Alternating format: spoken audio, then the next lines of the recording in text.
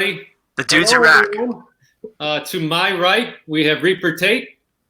On my right below me, we have the doctor in town, Dr. Von Chilla. And then over in the bottom right corner, I got to get my corners right here, is ETA Nick. I'm going to bring up the chat on YouTube. I want to make sure we're live. Yeah, there's like a few second lag. Yeah, that's all right. Yeah. Well, welcome everybody. It's been a long time. I went back and looked, and it was December, about a week before Christmas, the last time the four of us were all together on here. That's right. Everyone's still here, so that's a good thing, right? Yes. Is it me or there's an echo? I don't. I'm not hearing an echo, bud. Yeah, I don't hear one. Have you been swimming recently? All right, look at this. You guys are going to love this feature. Check this out. There's Joker. Ah, hey, Kurt. Oh, guys. Nice. We got AG Surfer. Oh, my goodness. We got Todd Hobeck. That's pretty cool. Yeah. First guy waiting at the door was Mr. Gretzky. Comic Books NYC. There he is. Hey, bud. Who else we got here? We got Todd Hobeck. We got Christopher Joy. Ah. Nice. Everyone's back here. Chris Winsky. There he is. All right. Well, everyone will be trickling in here, but this is a neat thing. So as Captain Crunch. Captain Crunch is back. Captain Crunch. Goodness. There's a name on that. I'm trying to highlight you guys. Hey, fellas. Hey, Captain Crunch. Who else we got here? Liking the Covers is here. That's a neat feature. I don't know about everyone else, but I think StreamYard is a vast improvement. I was emailing back and forth with Gage, one of the guys who created it, this week, letting him know that we were coming back on. So hopefully he'll jump in if he hasn't. Anyway, if you're watching a rerun, hello. So anyone that's used to use Google Hangouts, this is superior, I think, in every way. You can have it seems pretty cool. Yeah, all four people on the screen. You don't have that audio weirdness where, like, as soon as someone makes a noise, they get put up on the screen. You can see everybody all the time. So I think the Brady Bunch style that this is great. We just need a little Alice in the middle, maybe. maybe Mike could be Alice. Yeah, 7:30. I get Mike to put a blue dress on and he can play Alice. That's where you've done worser things to him. I have. I just got a new video for our Alice next in the middle? I don't know, man. You might want to rephrase that Alice in the middle thing.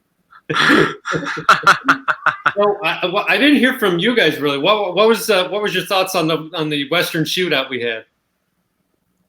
Do you think Mike was the clear-cut winner? I would have killed both of you, so yeah. But I can't really get you on that. Yeah, I don't know about. I think I beat him on the draw. Yeah, I don't know. I mean, it might have been the both. Yickety Yakety just stopped in. We got Knights of Old. Hey, Michael. Hey, Avengers Endgame, kicking ass, man. I've watched it like 4 times. All right. We got there's JB stopping in from Discovery Bay. Right. I don't know if we made his lineup. I didn't see his video. We might have missed it. This is on lineup, he said. Oh, it is. Great. Yeah. Awesome. People. Well, hello, everybody. So let's go around the room. Nick, you want to start things off? Well, thank you everybody for joining us. Feel free to ask any questions. If you have any questions for the 4 of us, we should be able to answer some questions without being too snarky. Yeah. I don't know about that, Nick. I don't know about that. Well, you know, John, what have you been up to, John? What have I been up to? Yeah, I haven't seen a ton of videos from you. Up to goodness. It's summertime, so I know you've been outside. I sit on my bench and stare into space. If I'm not at a doctor's appointment. Yeah. Or at the vet. No. Just don't get those two mixed up. Yeah, I think he has a couple times.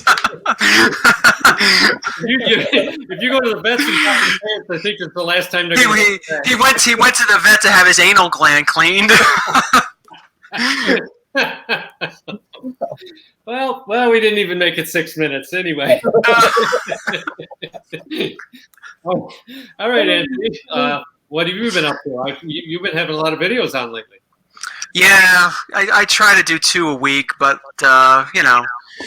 it's hard for me to find time to Trying them to all. keep up with Nick. Nick has like 2 an hour. Nick is the man. He is. Champion. I- Churns them Well, out. if you guys want more than 2 a day, I can do 10 a day. Yeah, bring it on. Bud. Yeah. I know there's a few people that would love that. Yeah, a couple people in Florida, no less, Nick.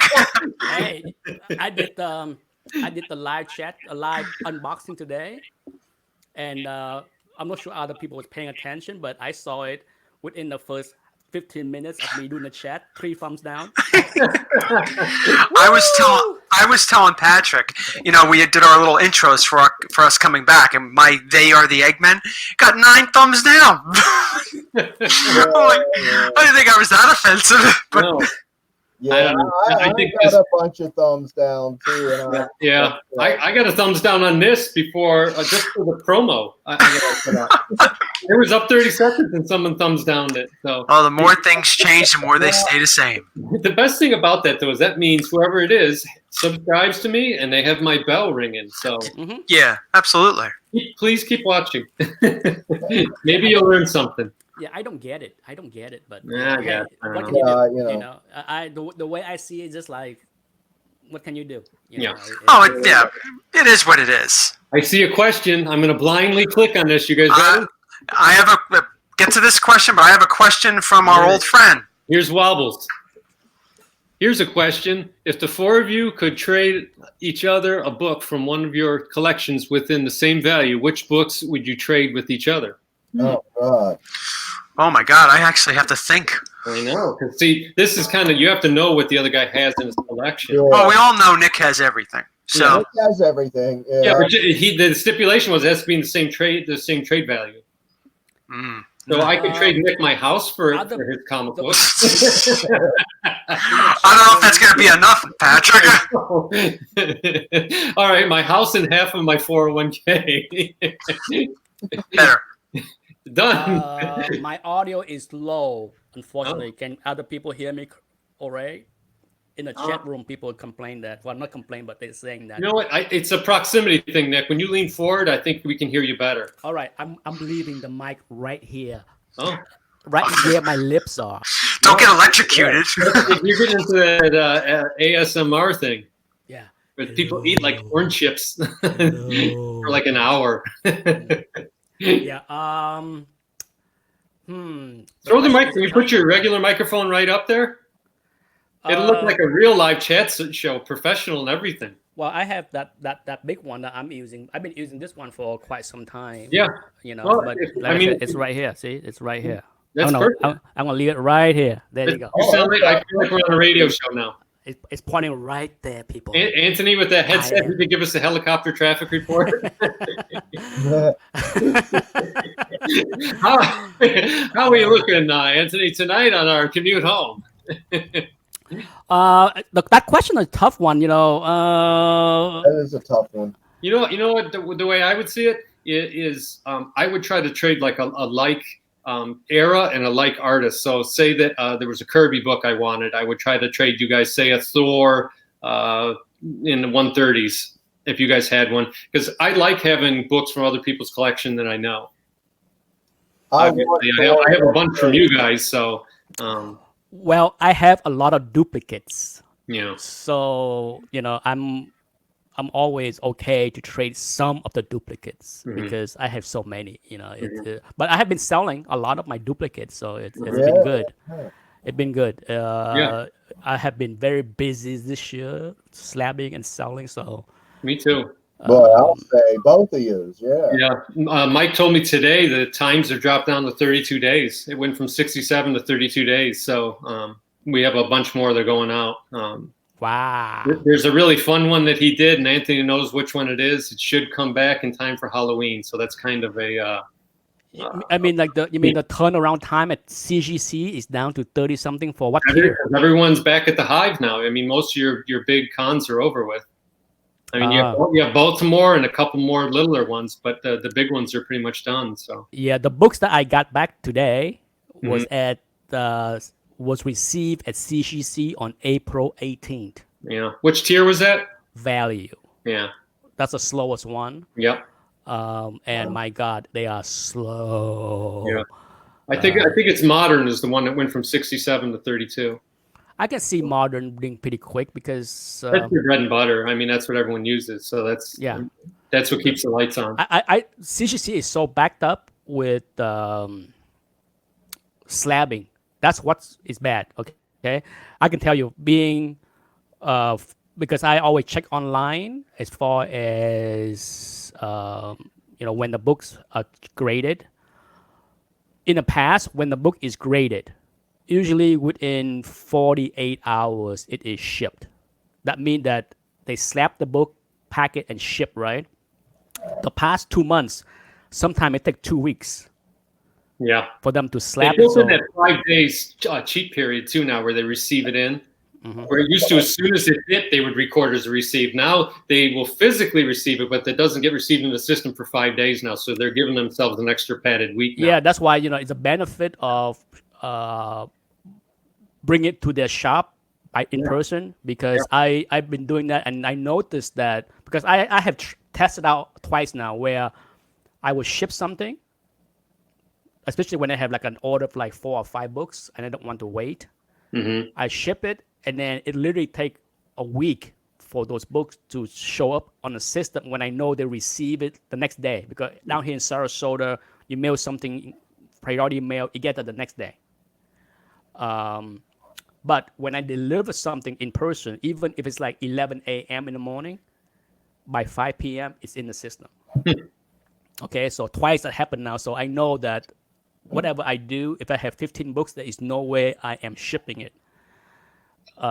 If I can find half an hour of my time to drive, I would drive to deliver that to get in the system faster. I'm checking it here. I see a question. Here's a good question. Yickety Yakety, April this year, correct. April 18, 2019, and the book is back in my hand August 28. So you're talking about 4 months plus. Wow. So this is a question from Rick. He said, what would each of your favorite comic books be in your collection? Oh, come on. We all know mine, right? Well, I'm not sure. Is it 207? Thor 207. All right. Greatest comic book of all time. Iron Man 150. No, that's your first, yeah. Yeah, it's always will Anthony, be. that's a hard one for you because are you going to go straight cover? Or are you going to go nostalgic? No, for me that's 150. I think 150 has always been my favorite from day one because it is such a.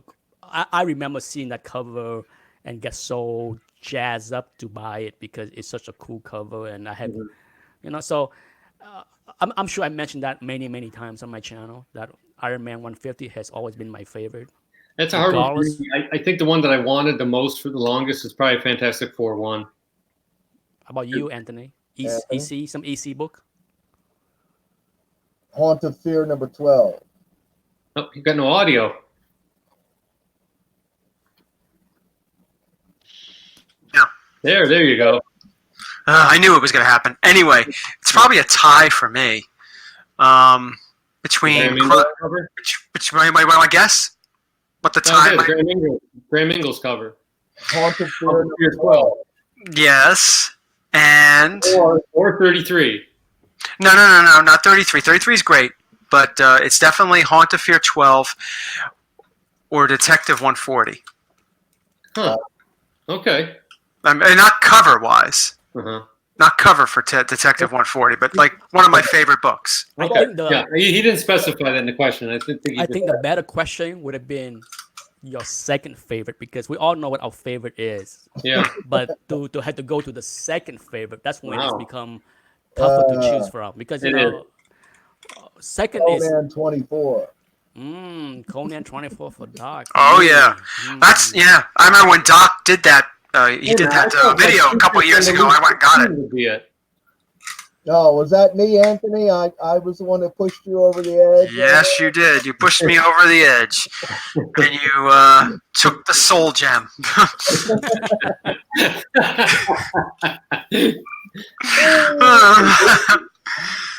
For me, it would be X-Men 94. Oh yeah, that's great. Because that book, until I bought,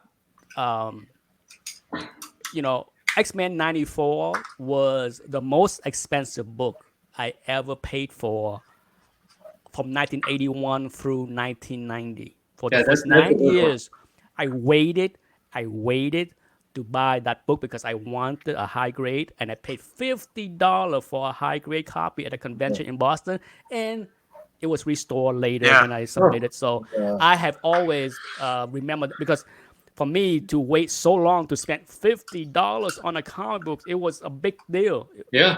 And that was a book. To me, X-Men 94 has always been my second favorite book of all time. But yeah, that's my answer. Was that the most? I mean, you up until that point, that was the most money you spent on a comic, Nick? Correct. Up to that point, before that, I spent a lot of $10 or $20. I bought a lot of Bronze Age X-Men back issues from 1981 to 1989 for like $10, $20. I bought a lot of them, and I picked out a lot of near mint plus book for that price. But yeah, when I get to the convention in Boston and got my first job, $50. That was a big deal, and I bought it. Before I came back in 2013. I had never spent more than $100 on a comic ever.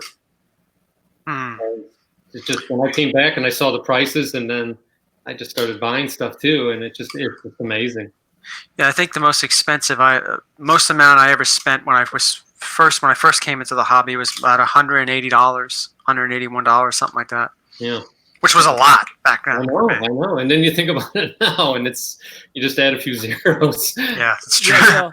It's funny because look back, even $50 back in 1990 or 1989, it was 1990, was a lot for me, because a lot of people may not have known, but my first year in Boston, I got my first job in Boston on my birthday, November 13, 1989.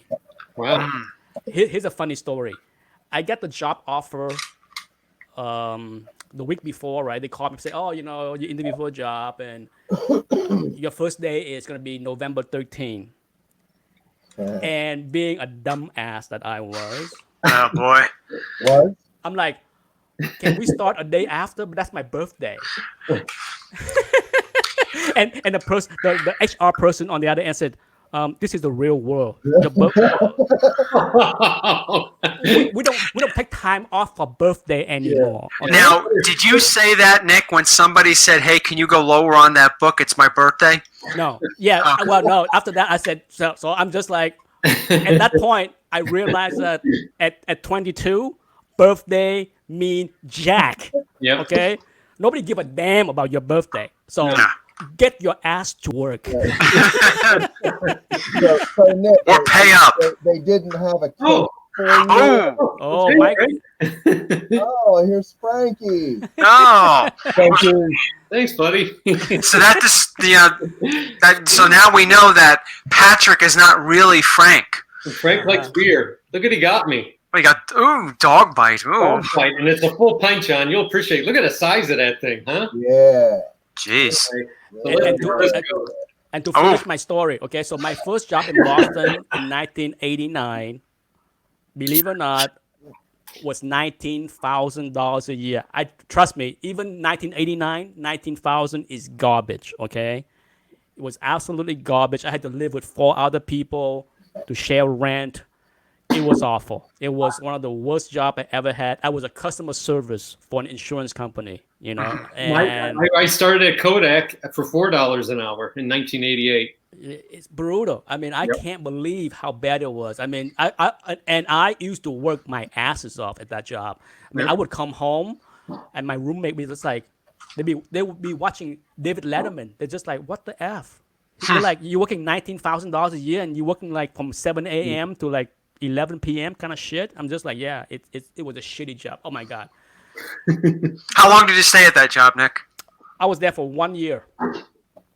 I was there for 1 year, and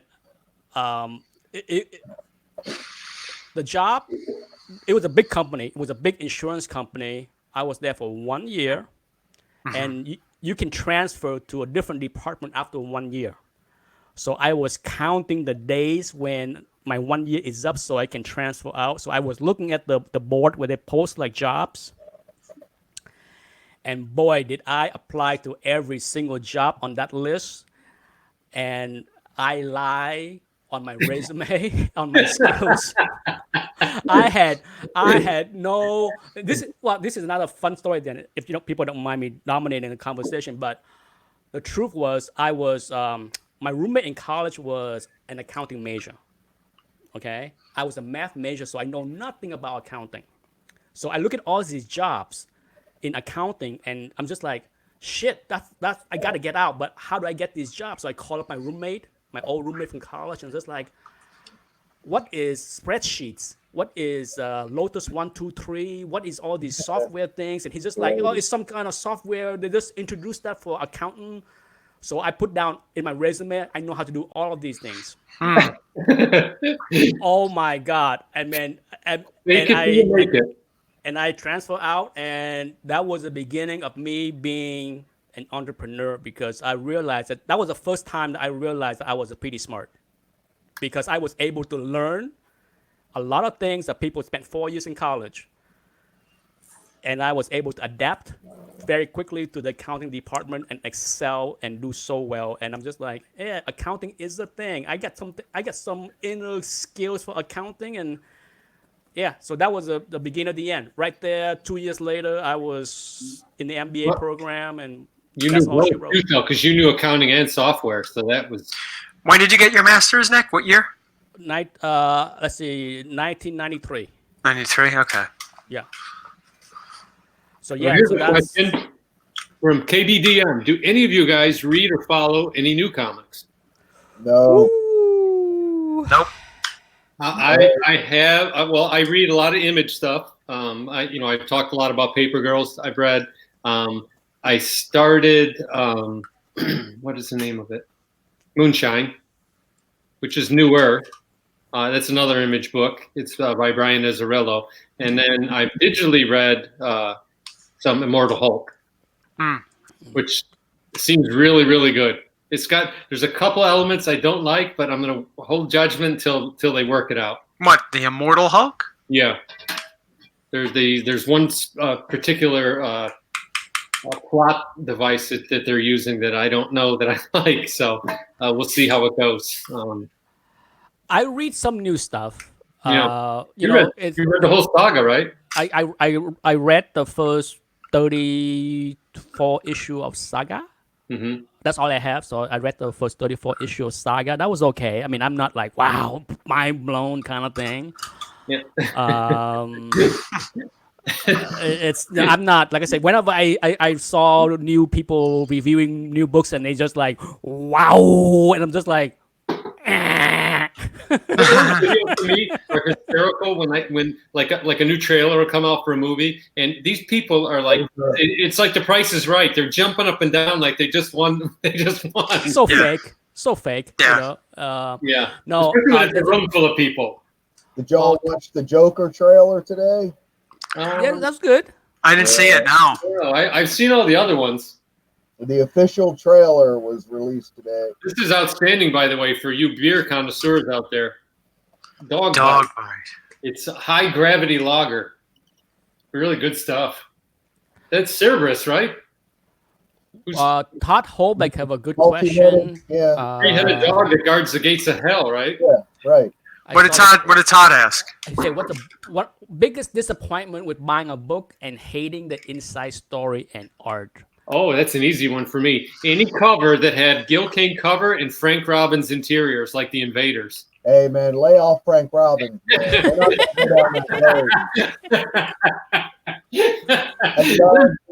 are fighting words where I'm from. Actually, I can say it too for some of the like Marvel Triple Action or any of those 70s reprints. They had awesome covers. And when you're a kid and you got a couple quarters in your hand and you buy those, and then you get them home and you open up and you're like, what the hell? Crummy reprint. It's a lot. I say more often than not, I am disappointed with the interior. You know, like, if I had to like take out 100 books, Yeah. I can tell you more than 50 will be a disappointment Wow. for me. I mean, I am such a stickler with inside stuff that I felt that more and more people just don't give a damn about the inside stuff, and I'm just like, it's just not just now. I'm talking about even in the '90s. You know, Yeah. I mean, even at the time that I quit collecting, I remember buying X-Men book, and the cover might look okay or good, and then the interior stuff is just complete nonsense. It's just the art was not bad, but the story was just like so convoluted. Yeah. Execution of song or whatever. It's all those big saga crossover stuff was just so. The whole, I think his name was Paul Smith. The whole time Paul Smith was the artist, I just could not get into the book then. But it's like I said, I bought a book recently that it's not a big book, but I always like the cover. I'm sure I can go and grab it and show it to people. But the interior disappointed me because I love the cover and I knew the inside work was done by Dave Cockrum. So I was, I love Dave Cockrum. Yeah. But when I bought the book and looked through it, I'm just like, man. I'd be remiss if I didn't remind everyone today. Today's the birthday of a great comic book person, Jack Kirby. And I was summoned through some of his books today that I have. And to me, that was the best combo. In the 70s, when Jack Kirby came back, they put him to work on covers. So you would get a Jack Kirby cover and then either John Byrne or George Perez interiors, like on the Avengers. That was fantastic. Avengers, yeah. Oh, my. It was so great because you got that great Kirby art on the outside. Then you open up the book on the inside, and their sequential art on the inside was awesome. I mean, if you think of Perez and Byrne back in the late 70s or mid 70s, late 70s, they were doing stuff in comics with their frame arrangement and just the way they did things. If you ever look at a George Perez book from that era, he did so much work on the backgrounds. And you look at modern comics now, and they rely greatly on the colorist to take care of the background for them. Okay, here's a book that I said I bought the book, great cover. I'm sure everybody recognized it, classic cover. I was excited to read it for the first time, and then boy was I disappointed on that. Oh, I love that book. Okay. The Carlin cover. Yeah. I mean, Dave Cockrum, I'm a big Dave Cockrum fan, but man, the interior was just Yeah. No. Who wrote it? Stalin. Oh, wow. Yeah. Oh, that's an Oscar pass. That should have been a great book. Stalin and Cockrum. Nope. These eyes will never see the interior of this book ever again. It's a one and done. A little too young one and done. But Nick, John, you guys are over 50.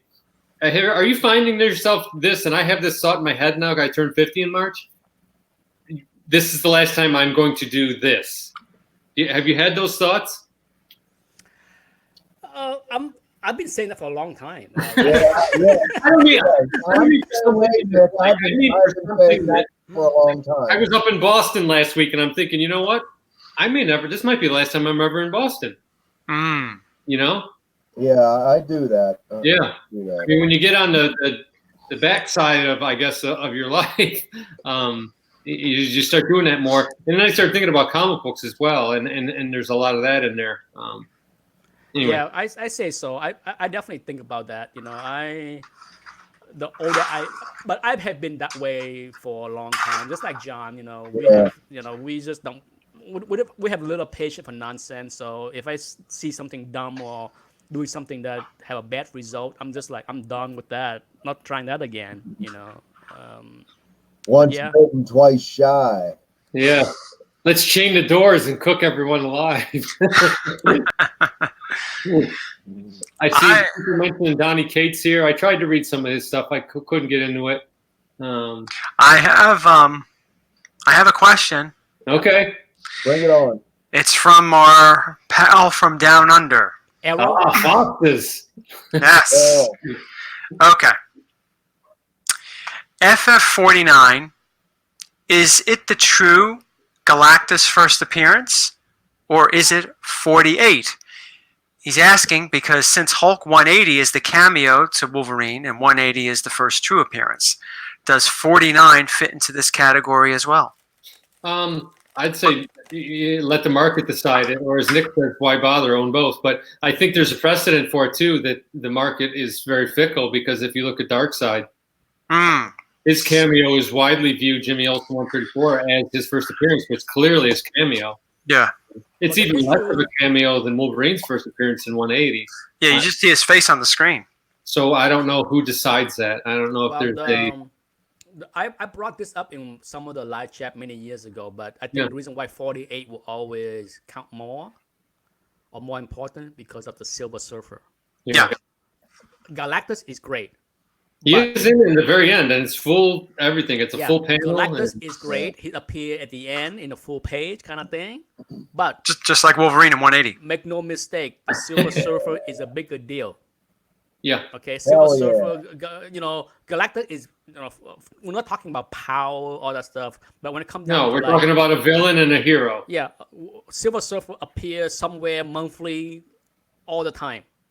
Galactus show up like once a year or once every 2 years in a big story arc, and then he goes away for a couple of years. So as far as popularity, it's the Silver Surfer. So that's why 48, his first appearances, that's why 48 and 49 is kind of muddled with Galactus, because if Silver Surfer did not exist at all, then I'm sure 49 would be the book, right? Yeah.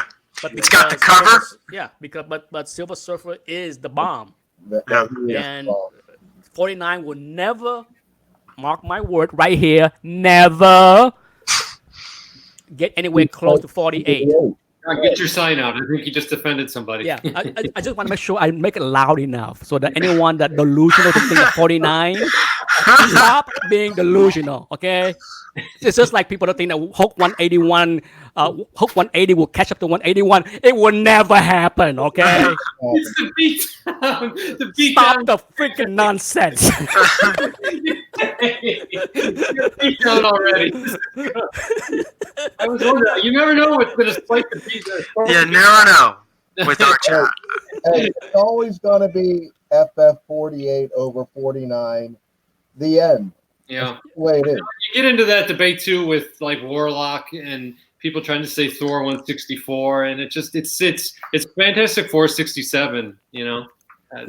That's the book.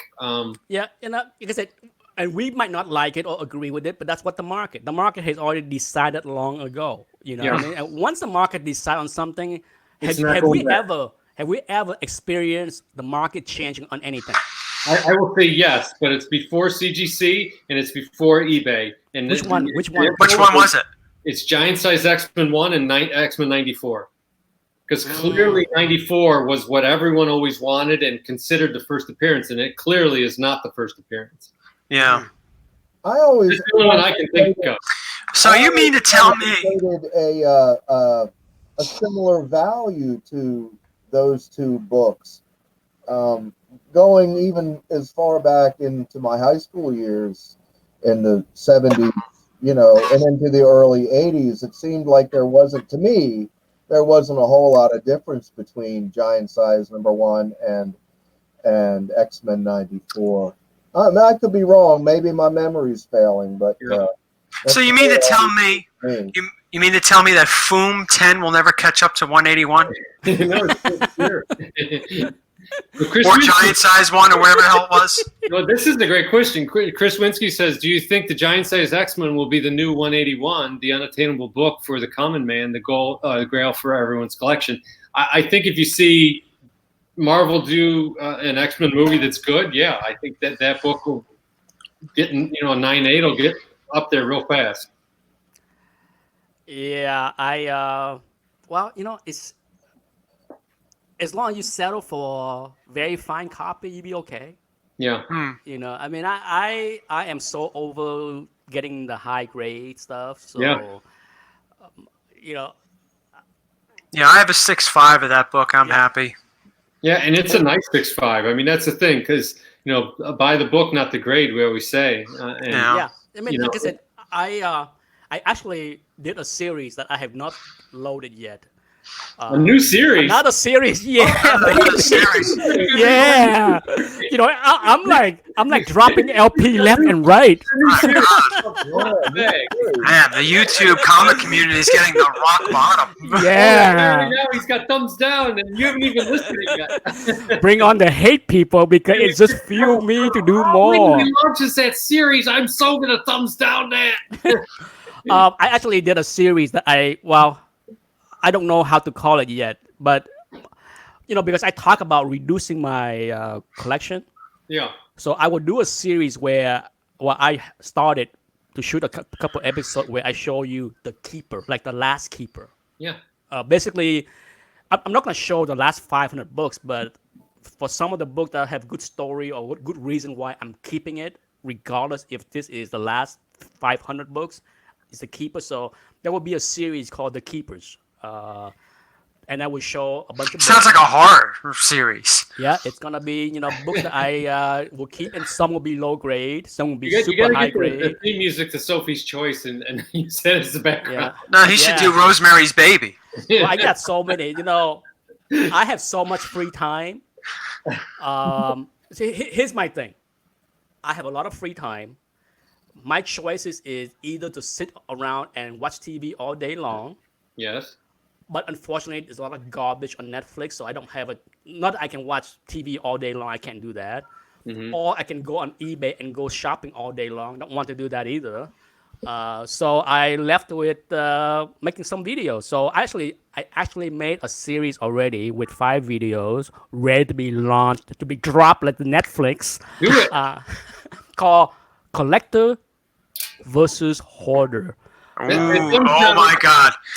You are going to get so many thumbs down. I am. It's a series that's gonna bring so much hate because I'm gonna bring out so many duplicates and say, "F you." I think somebody that lives close by to you is going to come to your house and beat the shit out of you. It's a series where I said you Thanks hate. for watching my video. And, If you hate me owning multiple or something, how about owning multiple X-Men one? Huh?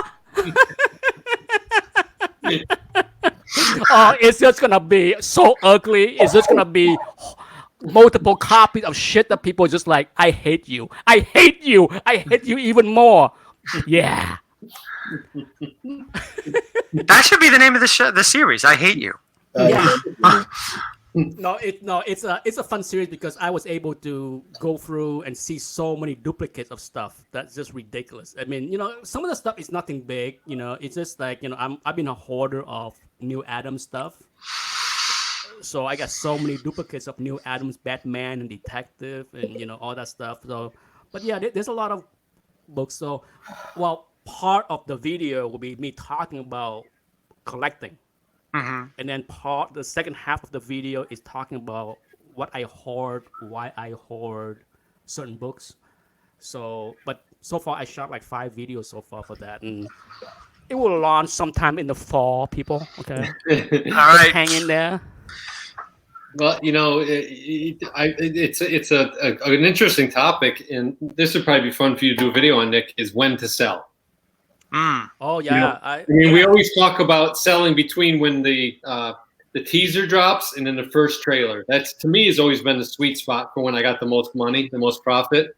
But you got to be careful because if that first trailer sucks, you know, you better get on eBay quick and dump that book. Yeah, you know, that's true. When to sell is not easy. This is why I preach to people that you got to sell in chunks, like in tranche. Okay, I'm bringing the mindset of being a stock trader. Okay, as a stock trader, the rule is you don't blow out something all at once, or you don't buy your position all at once. Correct. You buy in chunk and you sell in chunk. Like just like Eternals 3.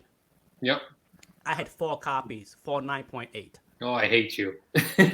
I sold 2 so far. I have 1 in auction right now, and I have 1 right here. So I'm fine with that. Okay. The last one will be up for sales next year when the trailer come out. Yeah, I similarly I have 7 copies of Eternal 1. So yeah, it's just you just have to. Now, if you have multiple copies, yes, that's how you do it. If you have 1 copy, just wait until the first trailer drop and then Correct. sell it. Okay, Yep. don't wait until the movie come out. By time if you wait until the movie come out that weekend, it's over. Yeah, it's true. That's I will say, and I'm sure people will watch this later and say I was a fool, but I'm worried about the Eternals after I saw the D23 where they brought the cast out. They're doing so much with changing characters around that I really they do a good job. All ass. Yeah, I mean,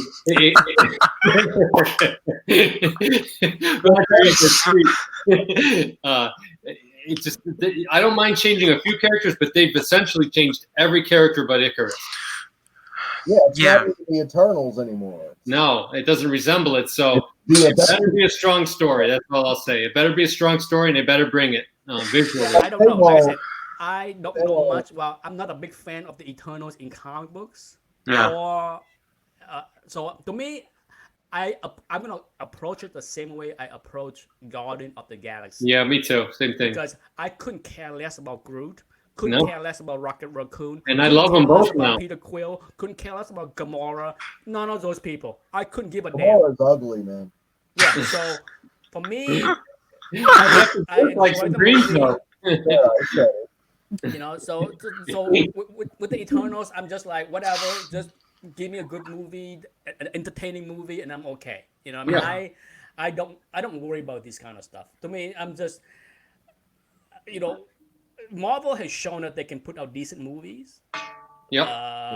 And you know me, I'm very harsh with movie review. I'm not any kind of fanboy that, you know, oh my God, every Marvel movie is awesome kind of thing. So to me, as long as it does not suck, I'm okay. Good luck. That's all. I mean, Here's a I'm- question from Brett Autumnley. Which issues or story arcs have affected you the most emotionally? Oh, that's a good question. I instantly thought of a very strange one to me. It's called The Weird. It was a 4-part miniseries by Bernie Wrightson. If anyone's read it, if you haven't read it, if you haven't read it, it's just 4 issues. I think it came out in the late 80s, mid 80s. Really good, beautiful artwork by Bernie Wrightson. Yeah. That one affected me. The Dark Knight Returns. Oh, wow. That's a good one. Ultimate King. Always will be for me. The other one is one that Anthony sent me the trade paperback to, was the death of Gwen Stacy. Yeah. I mean, For When I was a kid, my lord, yeah. That yeah, I know. When I was a kid and I saw that, I was just like, holy crap, they killed somebody. I mean, no one ever killed. was a big deal. Yeah. for me, easy. It's always been the Dark Phoenix saga. No, yeah.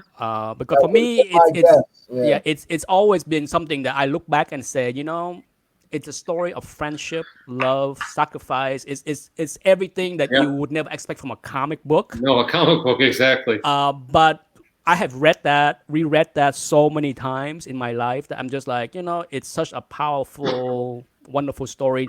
That and second up would be the death of Elektra. For me, when I bought and read the death of Elektra, I was blown away. I'm just like, wow, Frank Miller killed it. He killed it. It was. But yeah, other than that, there is not that many other story that grabbed me. Sure, I love Thor 337 with Beta Ray Bill, all that stuff, but it's not like profound, like, oh, it's deep. Yeah. But yeah, I say the Dark Phoenix saga. That's why I have always said that Fox messed that up so much, because the Dark Phoenix saga could have been the Thanos Infinity storyline. Yeah, it could have been a massive run of like a 9-10 movie kind of thing with the whole space opera and all that stuff with the Starjammer. But no, they got to mess it up. Let's do the whole saga in one movie. They will. No, they'll do it again. I think that's what they're going to do. I think they're going to come back to that, but they're going to let that cool down a little bit. Oh yeah, I mean that's the worst part about Fox. They did it twice. Yeah, that's true. It's bad enough the first time. Let's repeat it again. Let's make her turn to Dark Phoenix in one thing again. And make it worse. Outcome. Holy cow! I mean, you know, a whole lot of people went crazy when Disney announced last month that they kind of chopped off the head of Fox Movie Studio. Remember that? Yeah, there was all kind of people, like from John Campea to all the other talkers. Oh my God, Disney! I'm like, hey, if you bought Fox and you find out that the last 5 movies since you buy them was shitty, yeah, would you keep that person? Would you keep the person that was responsible for that No. and You give get them a the job? axe. No, get the F out of here. Get the F out of here.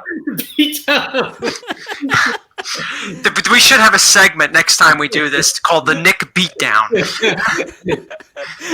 I'm like, Uh-oh. I'm listening to John Campion. I'll be like, oh, we knew it. We knew Disney's gonna do this. They're gonna buy Fox and then rip it apart. I will rip that motherfucker apart. Craven's Last Hunt, liking the covers. Yeah. Said Craven, There you yes. go, That was shocking for me. That was psychological storyline for That sure. that was shocking to me when at the end he blew his brains out. Yeah, That we weren't expecting that. that I like. Yeah. You know, you're getting into my realm of emotion. Yeah, that's a good choice too. Yeah, I had to say, Yeah. I agree. That's like I said, there is a lot of good story in comics. There's a Yeah. lot of good one. I mean, we barely touched all the good one. I know. That's why it pains me. It pains me when studio cannot adapt a good story. You know, Yeah, to me, right if you in want to front go of you, original, like- if you want to go original and just doing something completely out of left field, like Spider-Man, Homecoming, whatever, that's fine. But if you're gonna adapt a story from the page, don't mess it up so badly. Yeah, No. it's like that, bitch. Pick a good one. Yeah. You know, like Days of Future Past was probably one of the best story adaptation to the movie. It was okay, but you know the thing about it is it could have been so good, and they just they couldn't help themselves. They had a monkey with it. Yeah, but like I said, but that's why I say it's one of the best adaptation. I Yeah. wouldn't say it was great. I said it was one of the better one. But you know, when you look at what they did with the rest of the X-Men story from Yeah. the first, I mean, I am in the camp that was not impressed with many of the X-Men movies. I mean, a lot of people told me, "Oh, X-Men First Class is great." I'm like, no, it's not. No, It was okay. You know, it was okay. It was the White Queen, the whatever. She's awful. Oh yeah. What's her name? June. January Jones. January Jones. Oh, she's awful. She was so bad. She couldn't act. She can't act her way out of her paper bag. Yeah, she was god awful. Like I said, no. Was she ugly like Amora? No, she was hot. That's the problem. He's all No, over John, Gamora. you'd be all over her. January Jones. Yeah, Unlike Gamora. She'd be all over the movie, though. Let's get that straight. I don't play that shit. She's got to be on me. January Jones is going to be standing there. All of a sudden, she's going to feel something on her neck. It's going to be Dr. Rodrilla after we had a few beers. You Well, got hello there. Hey, you're in my way, bitch. Move. At least you're not Gamora. Yeah, at least you're not ugly like that damn green Gamora. Green Gamora looking. You know the Me Too movement's gonna come here and beat us down. Well, Oh, it was bound to happen. oh, You're John. my goodness, I'm Your getting face. out of now. No, I agree with Nick. Yeah. For a while. Here we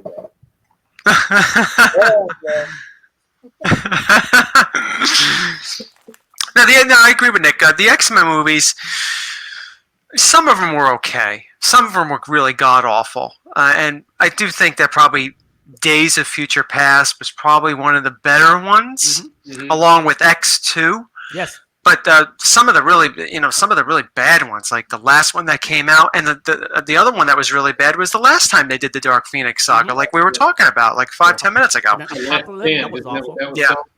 But again, Apocalypse, that's another one that really, I mean, it has so many things wrong with it. From the way he looked to, once again, it's all crammed into one movie. This guy's supposed to be like the big villain, a big threat, the most dangerous mutant, and he was beaten like within like 1 day movie time. Yeah. Yeah. I mean, it didn't seem like he was a big threat. Mm-hmm. And my Yeah. biggest problem with Fox is that they kept the same team throughout all these failures. Mm. It's just like when that guy that made the last X-Men movie was responsible and involved in all the bad one, and he has never directed before. This was his first directed movie. You know, Why would you give somebody that franchise if this is their first I mean, direct? because Bryan Singer was supposed to, right? Bryan Singer was supposed to do the last X-Men movie, but he got fired, so they replaced him with the writer. And the writer had never directed a movie, not even a music video before. So holy cow, they gave him that job. And here's the same man that's responsible for the Fantastic Four debacle as well. You know, so, I mean, like his resume is not all of that. Oh, talking about terrible movies, that Fantastic Four reboot. The Roger Corman one was better than that. Yeah. You know, it's Fox. Like I said, Fox was a disaster. You know, Fox was a disaster and a half. And you know, Disney bought Fox for the database, Yeah. for the Yeah. IP. Okay, if anybody was delusional to think that Disney bought for the talent, you're out of your mind. Okay, there's no talent there. All right, look at all the X-Men and Fantastic Four franchise. There's no talent there. Look at Hey, that. Petey. Petey making a guest appearance. Oh, look at him. Frank would like you. Cutie pie. James would love him. Yeah. Yeah, Buddy. Cutie Pie is right. And check out my dog too. Yeah. I You guys have agree been with here. Brett. Brett say Logan. I agree. Logan is probably the best mutant movie that was ever made. Yeah, Kicked butt.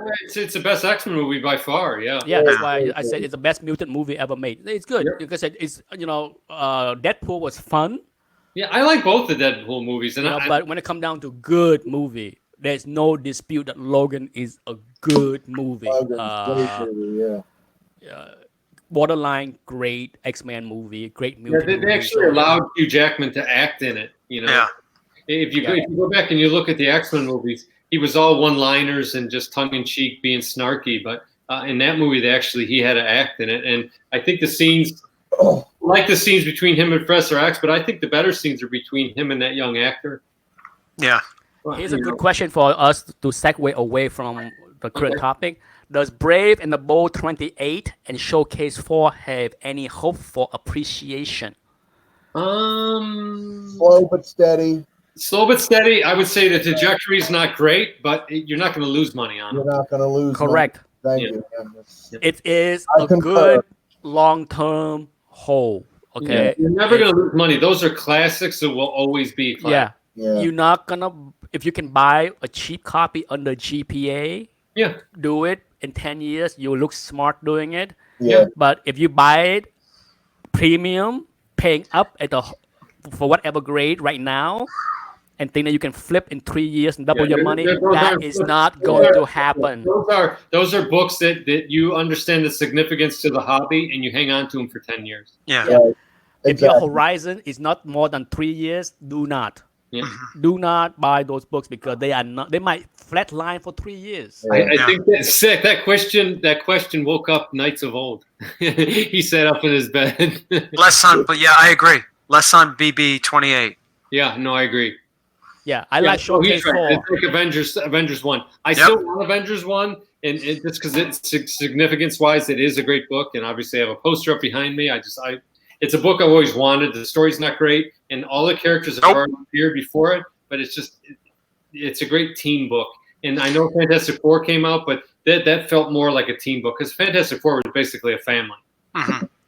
Yeah, I don't have a Showcase 4. Shuck. Yeah. I thought you had everything. That's man. it. Damn. So where's the delete button?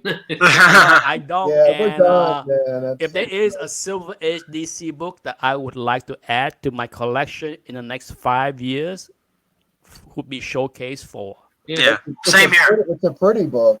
It Yeah, is. but- and I think Nice cover. a lot Yeah. of collectors think of that ushered in the Silver Age. I wouldn't mind a Brave and a Bold 28 though. Yeah, Myself both. too. I think both long term. I'd like to have both of them. I would prefer that over Avengers 1 any day of the week.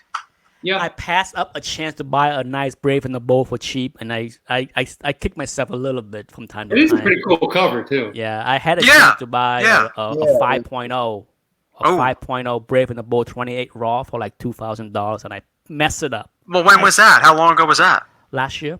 Oh, really? A 5.0 copy for about $2,300, Jeez. and I was stupid. Yeah, that's one to grab. You know, I have a similar one. Me and Mike were up in Canada, and we were at a show, and it was the last few hours of it, and I had a chance to grab one, and I didn't, and it just seemed like a lot of money at the time, but it's similar price to what you just said, Nick, and I feel like an idiot not getting it now. So yeah, I mean, I passed up on it. I mean, the flip side was I passed up on that book, but I bought a different book with the money And what was that? for Supergirl.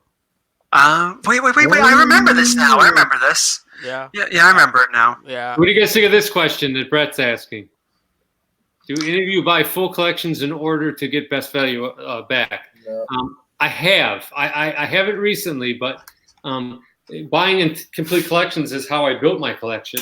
I had only done ever it- bought one collection in my whole life, and that was, almost 30 years ago. So that's I haven't. Not yet, at least. I have done it twice, and never again. It's a lot of work, Brett. If you're going to go that route, make sure that the collection's deep and there's a lot of books in there maybe you want to fill holes in your collection. Then you can skim those off and then sell the rest and hopefully make back what you paid for the collection. Because in the collections I've bought, that's what I've done. I've kept what I wanted out of them, sold off the rest, and basically the books I kept were free. So if you can look at the collection, have that in mind. Have your Overstreet guide, study it, get GPA, whatever. I don't know, depending on the, what years the collection is, but that is a great way to get a bunch of great books. Yeah, that was my intention, Patrick. When I bought the collection that I did, It's a lot of work, though. Don't I fool yourself. wanted the books, and I knew I could pass the other ones on and get some good money for Yeah. it. So I did. The other thing is, if you ever go to a garage sale and you find a gem, don't just walk up with that gem. Buy the whole box. Buy the whole box. Yeah. Otherwise, you get suspicion. They're going to look. Everyone's got a smartphone. Everyone's got eBay. If you just walk up with one book in your hand, they're going to say, why did you find this one book? Buy the whole damn box and they won't know what's going on. Good advice. Yeah. Yes. Yeah, that's pretty good. Sneaky. No. Like I said, I bought two collection. One was about 5,000 books. Wow, that's a One big was collection. about That's big. 2,000 books, and the work that go in selling those books was so much that Yeah. I was like, by the time I'm done, I'm just like, never again. Well, I bought the 5,000 one first, and it was all Bronx, and I got rid of it. I got like 609.8 from CGC. And then I bought a 2000 plus Silver Age collection. Mhm. And that was so much work because the Silver Age stuff was mostly like low grade to mid grade, so it's tougher to grade, right? Was it mostly DC, Nick? It was all raw stuff. Was it and then DC or Marvel? it was mostly Marvel.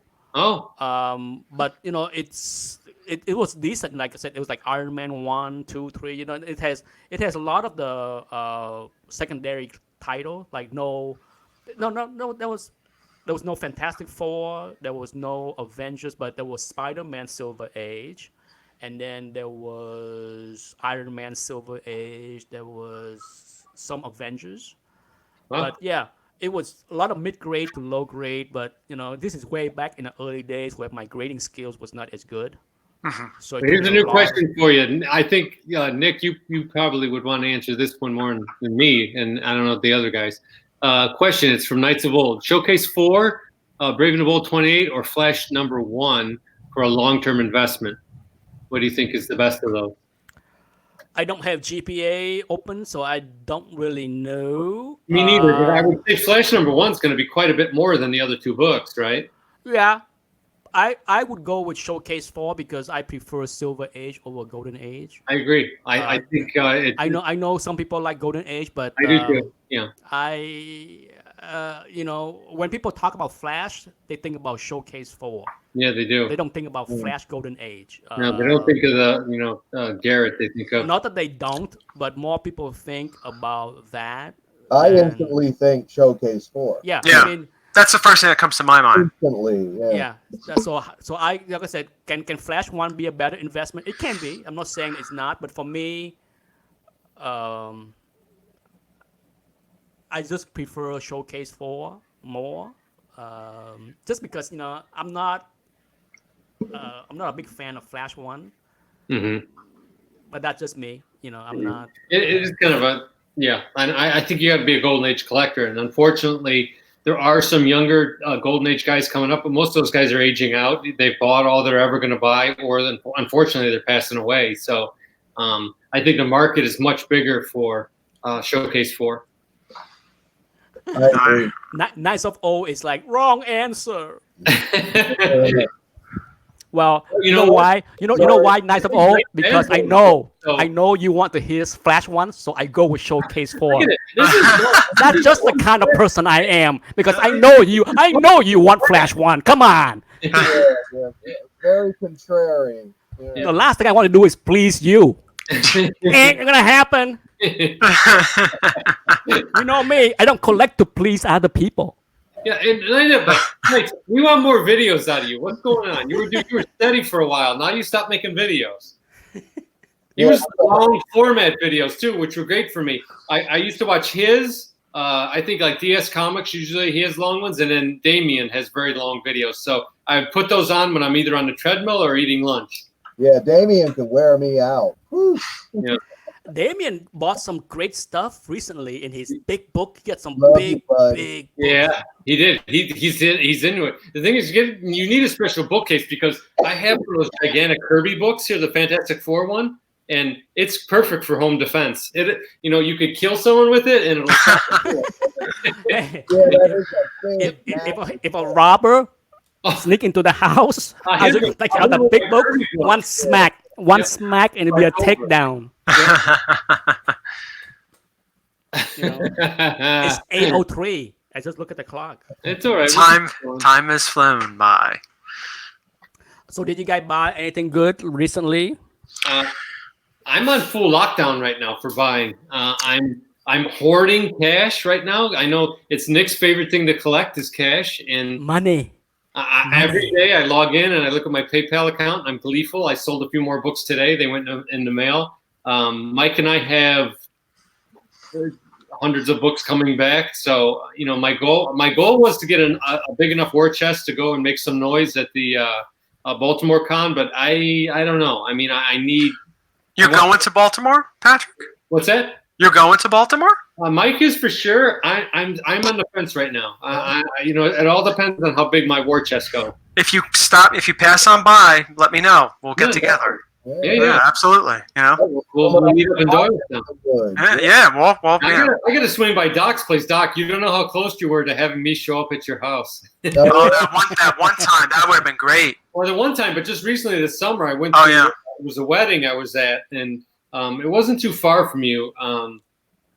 It was in Lewistown, so I looked at the map, and it wasn't that far. That's not too far. Yeah, I was planning on going Friday night, and they kind of had like a pre-party type thing, and that ended up going to like 1 o'clock in the morning. So I didn't think you'd appreciate me showing up at 2.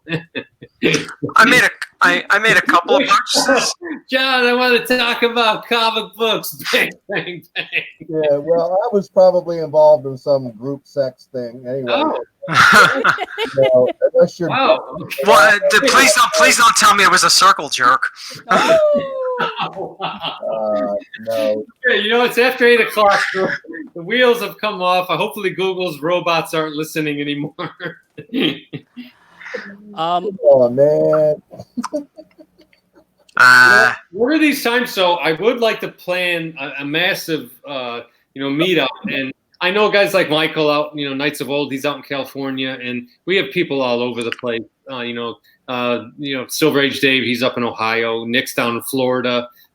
Mike, Mike and I and Anthony and John are fairly close together, but we should pick an event somewhere that's fairly close that all of these people could get together. I think the Dude Con.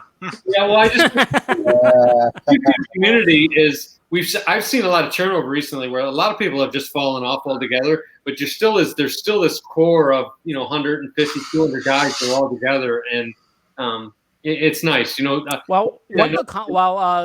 Hero Con is probably the best place, really. I think it is North Carolina, and it's an awesome con. And Charlotte is a cool town. I mean, Yeah, one of these days, it's is this something that we'll see. It just Yeah. seems like every year the family has something planned because it's summer. The wife and I have trip plans or whatever, and so yeah, it's hard for us to decide. Like last year, she was on a cruise.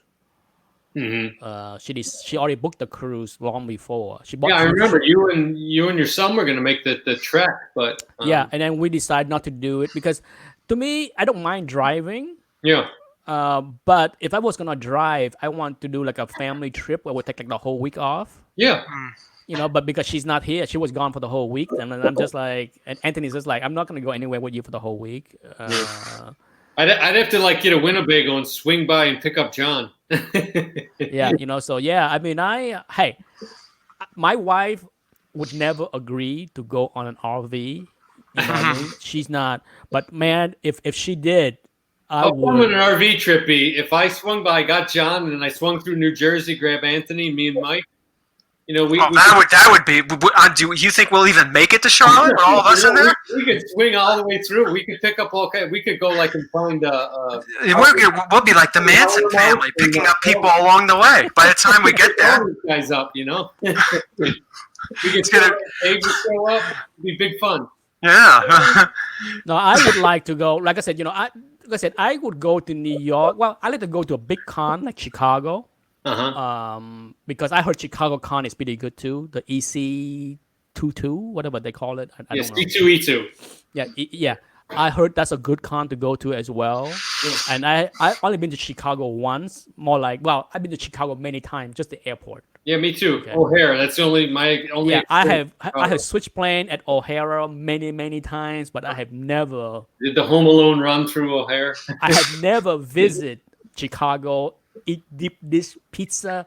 No, and all that fun every year I stuff. want to go on my birthday, St. Patrick's Day. So they dye the river green, and I thought it would be a fun time to go sometime on my birthday to watch them dye that river green. I think would be You, cool. Yeah, but- you should jump in the river when they There do you that, go. Patrick. You come out all green, come out like the swamp thing. Comic Book NYC said he will be at C2E2 next year.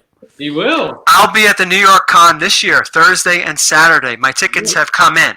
You know where I will be? Right here in Sarasota. I had a funny feeling you'd say that, Nick. Well, you know me.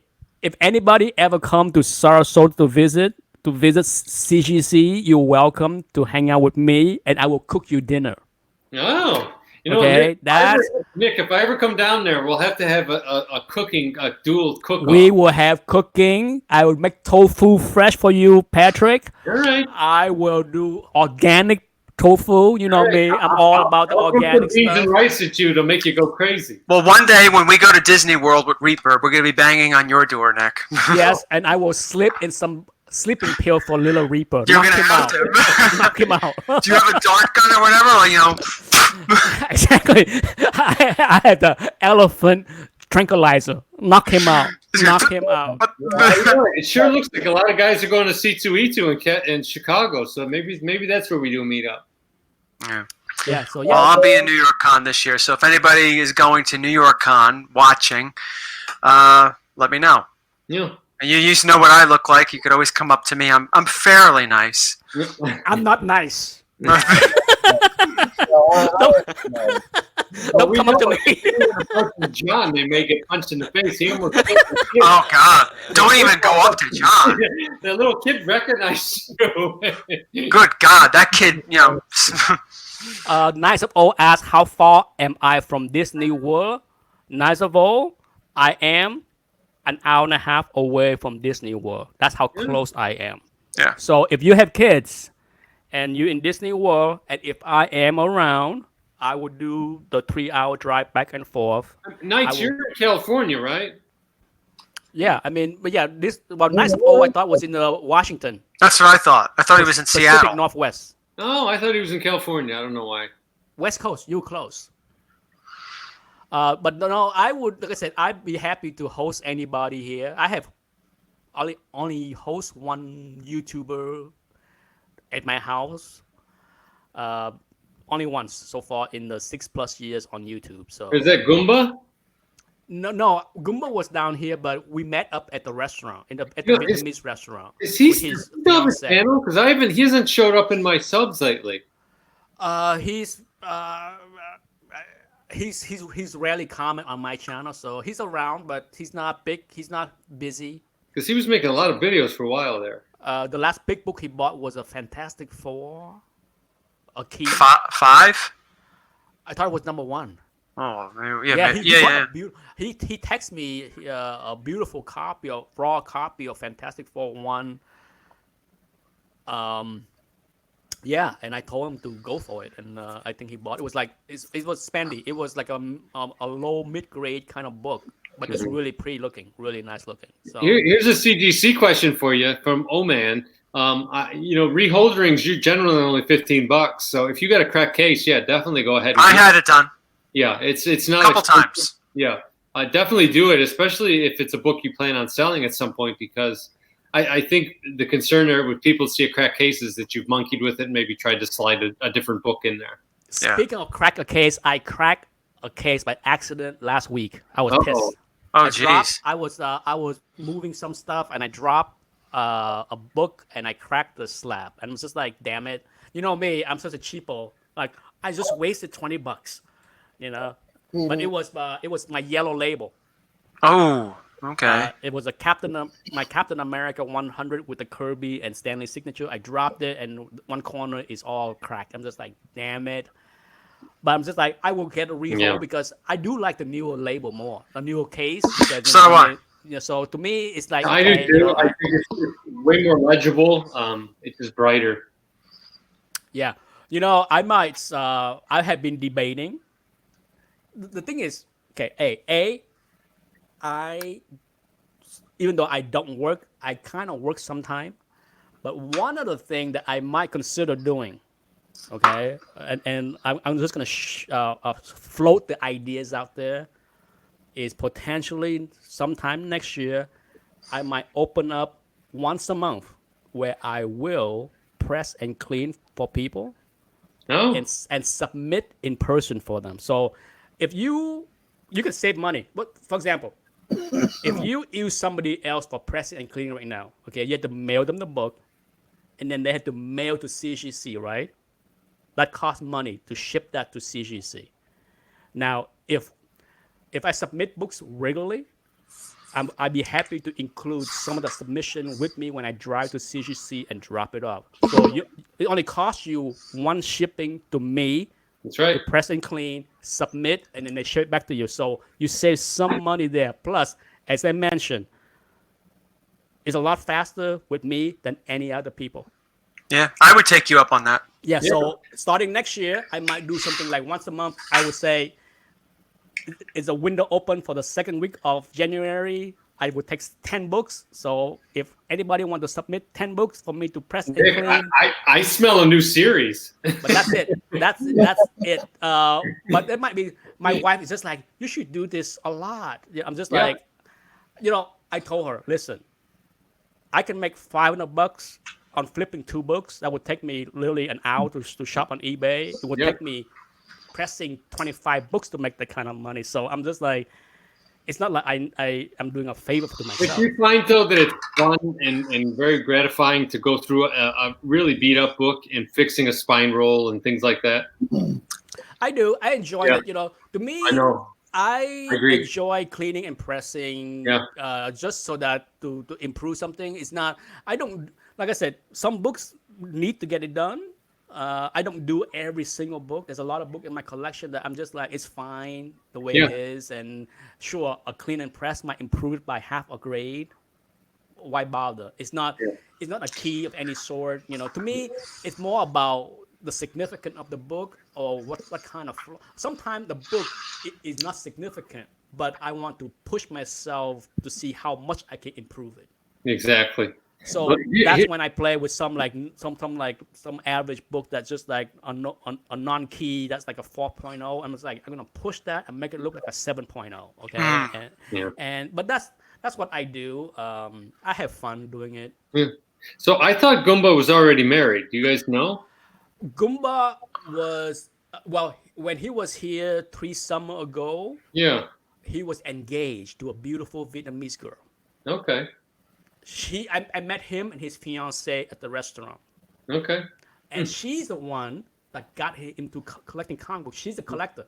Really? That's Yeah. great. So I met her. She was pretty. She's I'll super cool. throw it out there, Goomba. If you want to wait till Heroes Con next year, I am an ordained minister. I could marry you guys. At Heroes Con. He can marry you right at the con. Right at the con. We could do it live on YouTube. But yes, so as far as 3 years ago, he was engaged. Yeah. Well, I imagine he's married by now. I can't imagine. That's a long engagement. Some people have long engagements. Yeah, I guess you're right. I mean, I didn't, but you know. Knights of Old asked, could you fix a spine roll on a Wonder Woman 1? The only question I have would be, well, when it comes down to spine roll, How brittle is the page? How I need to impacted see the books in hand. Yeah, Okay? exactly. Because for me, especially with Golden Age books, I need to see how the staple area is. Because that's the most dangerous area that you can split the cover when you fix a spine roll on a Golden Age book, because the page is more crisp and more brittle. Yeah. Even though it's not brittle, okay, but just the way paper age. It doesn't have any flexibility. Yeah, it's not. Now, when it comes down to flow, it's bang and it's gone. exactly, I have test out. I have It's some like a tire blowout. yeah, I have some really old Golden Age books, and I tested out, and I saw some disaster. Thankfully, they were just like old garbage books that are not important. So I have to see it before I even say yes or no. But it's one of those things where if I'm gonna do it, it's gonna take multiple pressing. You gotta do it low and slow to fix the spine roll a little bit at a time. Yes. Okay. CGC and some other professional do a lot of extensive way to fix a spine roll. Like some people, if you don't know, to fix a spine roll, they remove the staple. Yeah. Mm. That's crazy to me. But. Yeah, they remove the staple completely, lay the book flat like that, like every page. Okay, they literally took the staple out, lay the page one by one, press it, because they want to remove the paper memory. Yeah.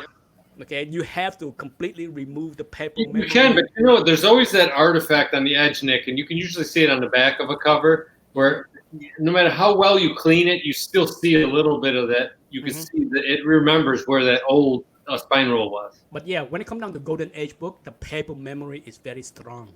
Yeah. Very strong. They used heavier paper back then, Yeah, too. so it takes a lot of work. So I'm not, when it comes down to pressing book for people, if I ever do it, I would be very leery on agreeing to press any Golden Age books, because I just know that, sometimes that's why there's a lot of Golden Age books that are left alone.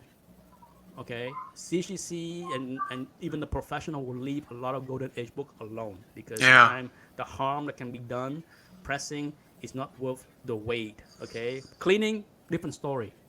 But I would be nervous about doing something like that. it's not worth it. Like I said, if I ever turn my my service into something that I would charge people and take a few books to press and clean for people, I would literally turn down anything that's like that. It's not worth my hassle. No. I mean, I don't want to deal with damaging other people's book. Well, Not for $25. The pressing has become less taboo, and I see a lot more videos on it. But the thing about it, a lot of guys still don't understand is it's not magic. If you have color breaking crease, pressing isn't going to fix that. Pressing fixes a lot of things, but there are certain things that just you can't fix. Some extremely stubborn dents I've seen that won't go away. And Nick, you've probably seen this, especially around staples. If you get a very stubborn crease around the staple, those are really, really hard to get out. Mike's been pressing for decades now, and even he can't always get those out. So it depends on location. I think a lot of it. Yeah, it's a lot of little nuances when it comes down to pressing. It isn't pressing is the easiest part. It's like when I compare it to painting. When you paint, you have to mask off things. You have to take doorknobs off. You have to cut in. The rolling part of it is what I say is like pressing. That's the easiest part. Once it goes in a press, that's the easy part. It's all the prep work that leads up to it. Yeah. It's a skill, and it's really more art than science than anything.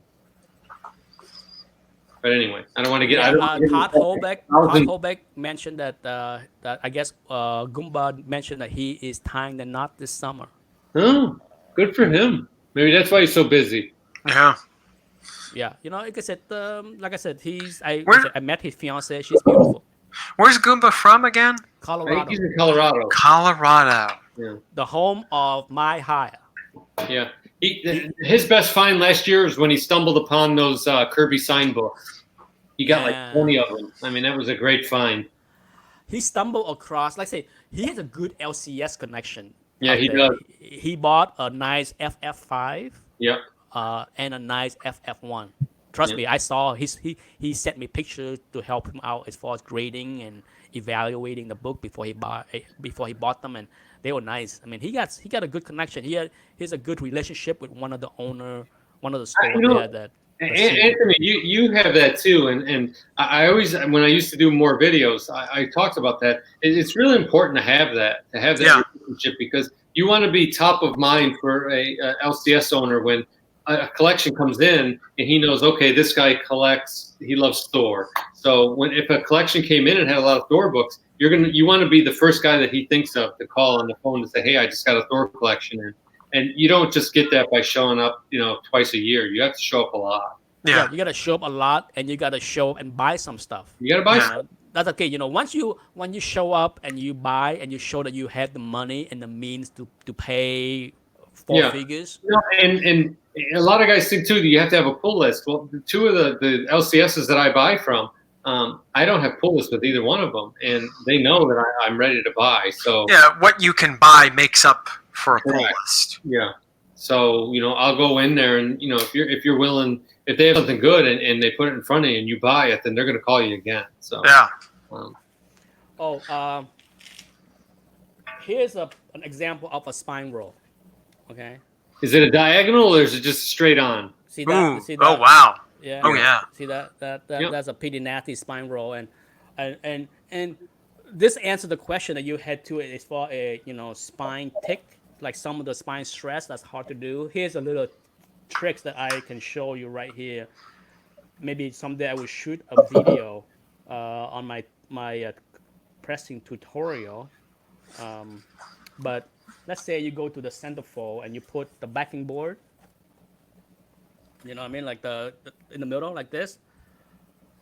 What I do is I actually use my hand to pull the cover tight as I can against the backing board, so that Walk so it that over. so that the spine is like super tight, okay? Super tight right here. Like all my pressure is like pulling both cover, and I would hold the book this way Yep. and put part only like the spine, like maybe the 1/3 of the book under the press and hold it. The other key, Nick, is, and you do this a lot, is moisture. You want to make sure you humidify the book well, because it allows the fibers to loosen up and they're more flexible. If you just grab a book like that and do that and then put it in the press, I guarantee you're going to blow out the staple. Yeah. Oh, man. The key now, sure, no doubt, the humidity chamber is best to do the spine roll issue, because you want to hydrate the whole book, not just any one spot. All right. So if there is a spine roll that needs to be fixed, that's one of the few occasions that I would rehydrate or hydrate the entire book by putting one of those humidity chamber thingy. Yeah. But steaming also works. I have done before where I literally fill the steamer up with water. Like the steamer can hold like a cup of water. And I would open the book up like this, lay it flat on a table like this. And I would aim the steamer right at where the spine is. And I would steam all the way, flip the page, steam all the way. And I do this for every page. And by the time I'm done with it, the whole spine area is softer, more pliable. So that's one way to do it without rehydrating the entire book. Yeah. So, but either way, there's no way to fix a spine roll without hydrating the entire spine. Yeah. No, agreed. So, have you guys been watching anything on Netflix or YouTube or in the theater that you really liked, movie-wise, TV? The Young and the Restless. Oh, is that still on? Oh hell yeah! Oh, wow. Nick and Sharon. Oh my goodness gracious! Right honest. There's a whole new series for you. But Mindhunter was pretty good. Oh. If you saw Mindhunter season 1, then Mindhunter season 2 is pretty good. Mm-hmm. I think in August 30th, there's a couple of Amazon Prime series that's coming out that I want to see. Jack Ryan, the second season. So I'm excited about. And then there's I love The Boys. I thought it was a great adaptation. I actually think, and I don't want to offend anybody, but I think it was better than the original source material. That came out in 2006, so that was 13 years ago. The way that the screenplay went on that, I just think it was so much better. The Homelander character was menacing and a sociopath, but at the same time, I kind of liked him. I mean, every time he was on screen, it was my favorite. Have you seen it, John, or no? No, I'm just story of my life. A likable sociopath. Yeah. A charismatic sociopath is the scariest thing, right? But that's great. Legion is really good. If anyone's watched that, a couple movies I've seen. There's a movie called Blue Ruin on Netflix. That was I wasn't expecting to be as good as it is, but it was fantastic. Anthony, there's a movie called Hold the Dark on Netflix. I don't know if you've seen that, but I think you'd really be into that one. Oh, I'll check it out. I mean, I'm looking forward to Picard whenever that comes out. Yeah. Oh, yeah. Same here. I can't wait. I will renew my subscription to CBS All Access. Yeah. That I'm really seeing. I really want to see where that goes. It looks like it's going in, good area. Like I said, The whole Netflix- streaming thing is just crazy right now, and everyone's kind of pulling off, and they're all going to start doing their own thing.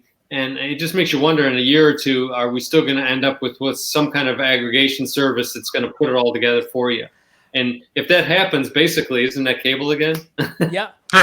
That's my prediction. My prediction is that 5 years from now, you will see somebody come around and say, you can get Disney Plus, Netflix, and all those.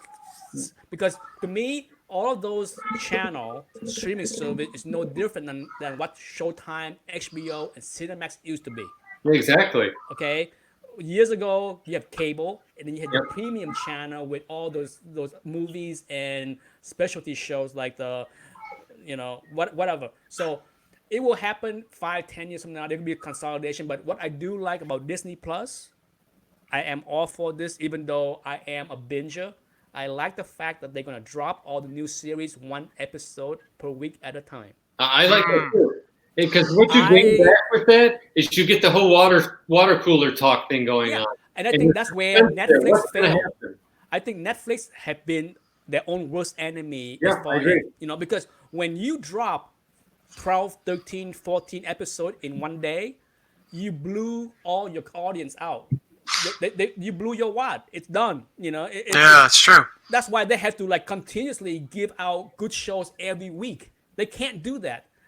What we get is 5 garbage show every week because they just can't. Netflix cannot continue to produce 10 new shows a month. They will go out of money.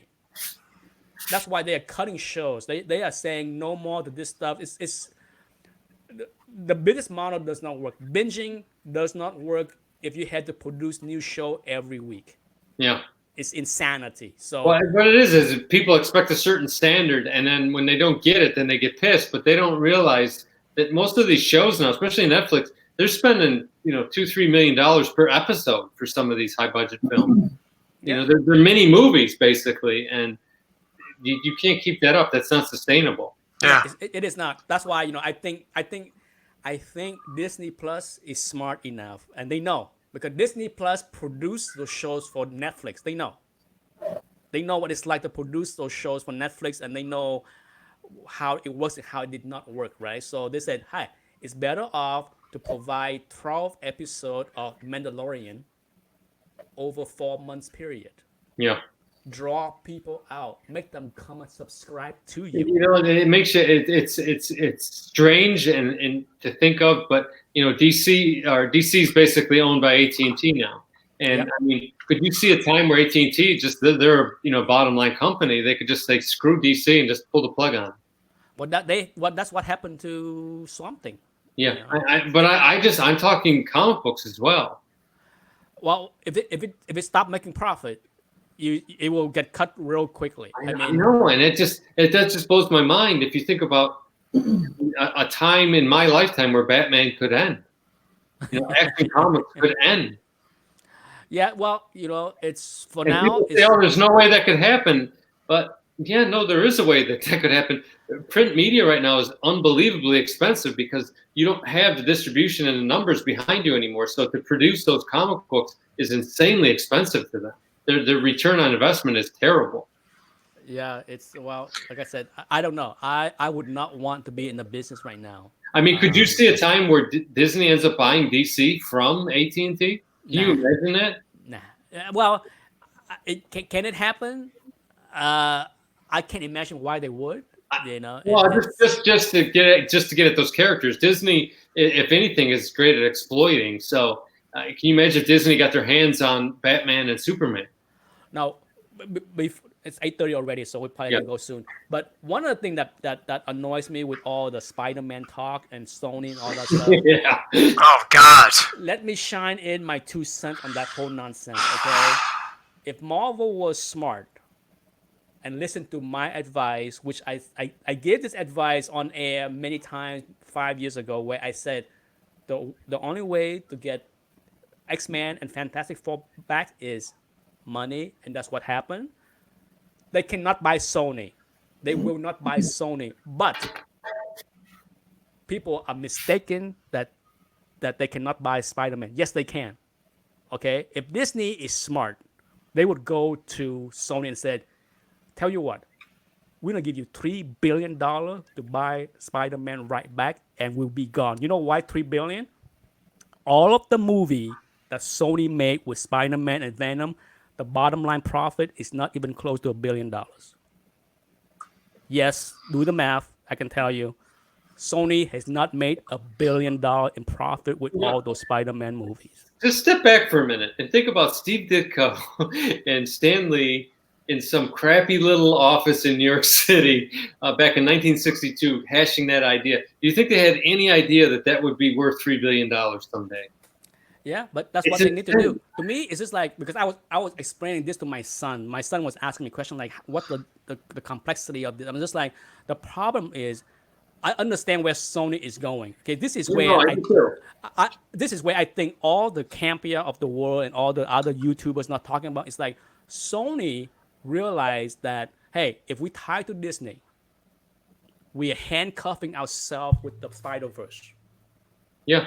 Because Disney is going to control what we can do with Spider-Man, and all we can do is do one Spider-Man movie every 2 years or 3 years. That's it. Yeah.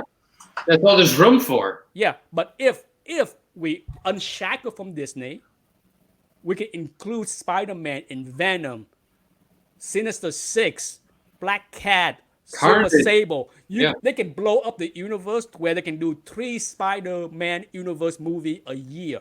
Oh, for sure. Okay, that is where the money is, because this is why I said Disney got to go to Sony and say, we give you $3 billion. Yeah. Give us back, because that's how long it will take Sony 10 years to churn out 30 movies or 10 movies, whatever it is, to make that $3 billion. They will take the birds in the bush.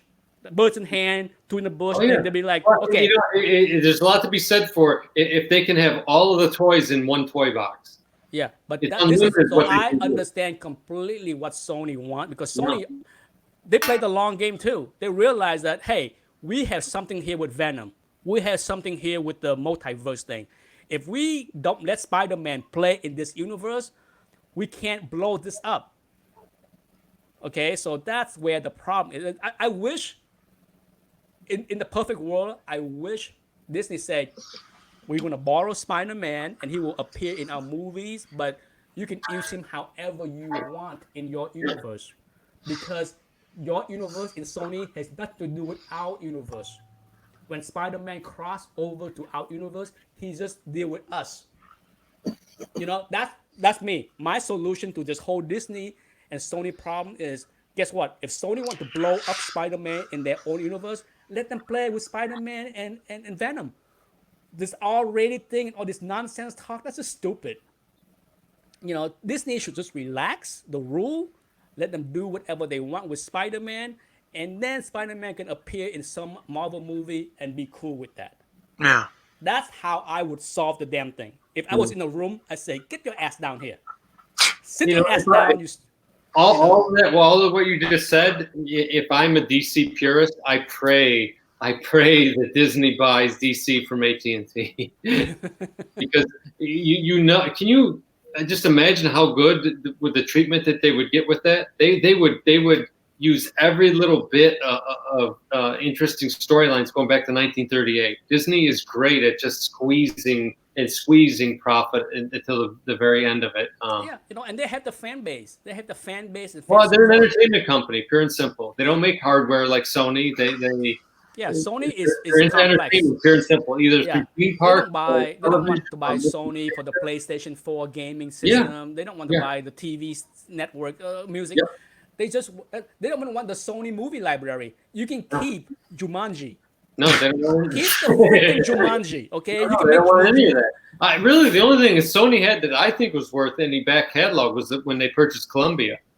Yeah, to me, it's just like, we will give you $3 billion for Spider-Man because it would take you 10 years to make that kind of profit with Spider-Man movies. So just take. You never know, Nick. They might just do something like that. Listen to me, Bob Iger, whatever CEO of Disney is. Just listen. Yeah, to Bob me. Iger. Yeah. Yeah, because I'm telling you, it's Disney's biggest mistake 10 years ago was not buying Netflix. Yes. Netflix was teetering on bankruptcy. Yeah, they could have grabbed that. They should have. I remember. Now the funny story was a couple years ago. I went on vacation in Italy. I remember. And one of the people that was in my you group lost the laptop. was one of the big shot at Disney, and I had a long conversation with him. I'm just like, you guys should have bought Netflix. You guys should have. Because I told him, this is 4 years ago. I told him, listen, my son, you see that? 7 years old. He does not watch Disney Channel, period. Your days of Hannah Montana is over. Okay. One thing I will say about that Disney deal that came out, though, that package that they put together was awesome. I mean, if it holds, I mean, if that really comes out to $12.99, I think they're going to do real well with that. I will. Hey, I am definitely. I already told my wife and son we are definitely subscribing to that because I want to watch Mandalorian. I want to watch all the superhero show once a week. I'm cool with that. I will pay that, and Netflix better. Well, Netflix is free for me because I have T-Mobile. For those that have T-Mobile phone, yeah. It's part of my $200 a month, and I get the phone unlimited, and then Netflix. So I don't pay for my Netflix through my T-Mobile. If they ask me to pay for Netflix, I'm not sure. I might do what I do with HBO: cancel until a good show come on, pay 1 month, binge, and say bye-bye. Yep. Well, that's the problem with binging. That's the flaw in binging. Is that's what happened, that's why for a month and watch everything you want, and then that's why HBO was smart. They they milk out Game of Thrones for that 3 months. Every year they make you wait every week for 10 weeks or whatever it was. But I'm gonna throw a quick question out there. Does everyone have zombie fatigue? Oh yes. I think we've hit it. I think we've hit zombie fatigue. Yeah. I don't know. I was never in the zombie land. I think Zombieland 2's coming out in October, right? I saw the trailer. It looked okay. I saw the first Zombieland. It was kind of fun. I love the first Zombieland. I mean, it was before Walking Dead.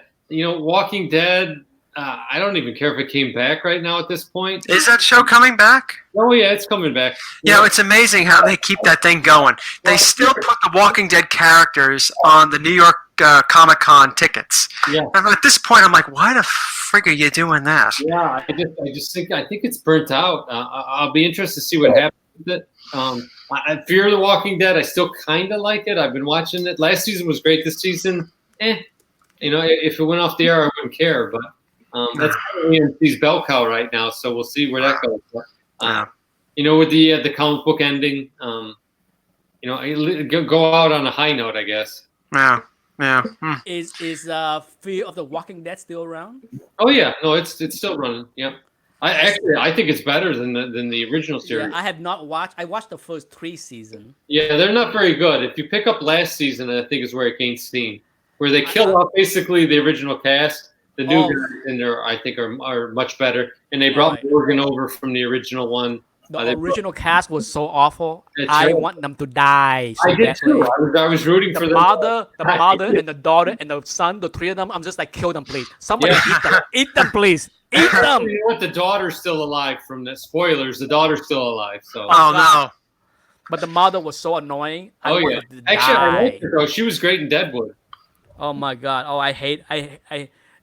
It's such a show with so few likable characters. Yeah. It's just like, I mean, that's what make the Walking Dead original show worth watching. You like the characters so much, but then they started killing off all the ones I like. Yeah, but Fear the Walking Dead from day one, I couldn't stand any of the characters, and I just had it. So yes, for those that didn't know, I had a CGC unboxing today on my channel. Yes, so. Anthony had released a video. Nick released 2 videos. John, you'll be interested in knowing, I think next week, I'm going to film the video where I'm going to go back to all the original locations that I purchased these comic books from good. in the 70s. So I'm hoping a couple of places. I used to like the time where I would go and get a comic book, and there's one place in particular, and I doubt it's open, but there was a deli where I used to go and get a sandwich afterward. And then there was another place with a pharmacy, and next to it was Carvel. And I could go there and get one of those. I miss my Carvel. You ever have the pinwheels, Nick, where it was the ice cream sandwich that they made on premise? Yeah. James loves Carvel. He goes into the one we have here. And no one ever noticed that Cookie-O-Puss and all the other characters were always the same molds. They just decorated them differently. But I'm hoping that I go all those places. Of course, Empire Comics, all the locations are gone. I think one of them actually got bulldozed, but I'm going to go and I'm going to do like a vlogger thing, and people are going to stare at me. Well, you know, I got my camera on my boom mic and all that stuff, so they're going to look at me like I'm a weirdo. But well, I'm looking to get that done during September. Yeah, I'm looking forward to that, and I have to get back down to Carlisle one of these days so I can kind of. John, you know the one thing about your video that I was hoping for? I wanted you to interact with the people in the store. Because were they wondering what the heck you were doing? Because you had your camera out, right? Yeah. Yeah. I wanted to see. There's one place that I'm going to go to, and it's a pharmacy, and it's named after a guy. And back when I used to read the comic books back in the 80s, I would say he was probably in his early 60s, late 50s. It's hard to tell because when you're 12 years old, everyone looks like they're 80 years old. So he might still be alive. And the pharmacy's still open. It still has his name on the sign. So I would love it if he was still there. I would guess he'd be in his late 70s, but that would be the cherry on top of the sundae. I'm hoping he's still alive. If not, maybe someone in his family still is. But I don't know. I may have to break it up. We'll see how quickly it goes. It might not go as fast. My favorite place to go, there was a place called Dawes Drugs, and then kind of diagonal across from it was a deli called Tony's, a pizzeria. And they used to do this thing, and looking back on it, it's unsanitary, I'm guessing. They used to take cellophane and wrap the pizza up and leave it on the counter all day. And you get a piece of pizza for 20 cents. Now, I'm sure it was laced with all kinds of bacteria and salmonella, but I can remember getting a comic book and going and getting a piece of pizza and sitting in that parking lot, reading. Well, the pizza made you immune to certain diseases. Yeah, I don't know. Small doses. I have a super immune system because of all the crap I ate as a kid. All those day old pies. All right, boys, I got to get going. All right. Little Reaper is howling in the background. John left, so thank you everybody that showed up. We went well, we almost went for 2 hours tonight, but if everyone liked this, let us know in the comments below if you watch this in the renew. Before we came on, we talked about maybe doing a quarterly or seasonally, so this could be the summer edition. I think a fall around Halloween, and maybe a Christmas one. So let us know if this is something that you guys all like, and obviously subscribe to all of our channels, watch all of our content because it's scintillating. Here comes John with his 8th. Yes, it's all so good. It's also good. Nick has, while we were talking, he launched 8 more series. So make sure you watch those. I would charge. I want to start a charge a premium for my channel. There you go. Nick, If you want to donate to Patreons, there you go. Patreon. That's the thing. yeah, if you want to donate to Patreons, you get access to earlier videos. I can give you Nick is the only 50 channel where you can actually do a reverse Patreon. because you can see videos that many people won't see for weeks because I have about 40 on queue right now. Yeah, I got 40. stuff. I got stuff from months ago. The cooking show coming back. Yeah. Well, cooking show. I don't know. I don't know, but Cooking show, yeah. yeah, there you go. Here's a preview. Well, Nice. the highlight of today's CGC haul was these 2 books. That's a beauty. What's the other one? Get the other one. Oh, yeah. Oh, yeah. Boy, I tell you what, Nick, that book is dried up. The Master of Kung Fu book is gone. You can't find that anywhere.